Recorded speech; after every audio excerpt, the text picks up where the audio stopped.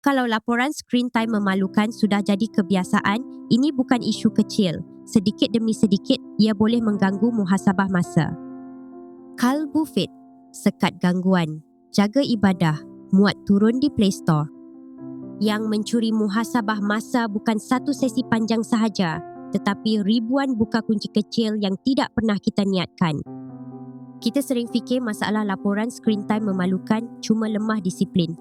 Sebenarnya persekitaran digital kita terlalu mudah, terlalu dekat dan terlalu cepat memberi ganjaran. Untuk bukti moden, kita perlu berhati-hati dengan bahasa. PubMed meta-analysis menyebut penggunaan media sosial bermasalah dikaitkan dengan tidur, keresahan, kemurungan dan kesejahteraan yang lebih lemah. PubMed meta-analysis pula memberi konteks tambahan. Penggunaan telefon pintar bermasalah dikaitkan dengan kemurungan, keresahan, stres dan tidur yang lebih buruk. Jadi untuk isu laporan screen time memalukan, mesejnya bukan mencari jam tambahan, mesejnya mengambil semula perhatian daripada aplikasi yang hidup daripada kelalaian kita. Apabila muhasabah masa terganggu berulang kali, kita bukan cuma hilang masa, kita hilang rasa mengawal pilihan sendiri. Bila isu laporan screen time memalukan diletakkan di bawah cahaya wahyu, surah Al-Insyirah ayat 7 hingga 8 menjadi pengingat. Kita mengisi ruang selepas kerja dengan tujuan, bukan lalai.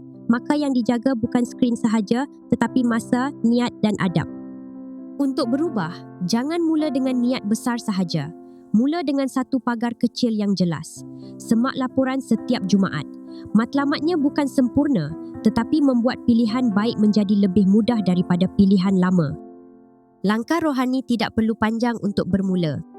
Dalam isu laporan screen time memalukan, surah Al-Isra ayat 26 hingga 27 memberi arah. Pembaziran, termasuk pembaziran masa dan perhatian. Mulakan dengan zikir pendek, baca beberapa ayat Quran, tulis niat atau duduk sebentar tanpa skrin. Perubahan digital tidak perlu dramatik.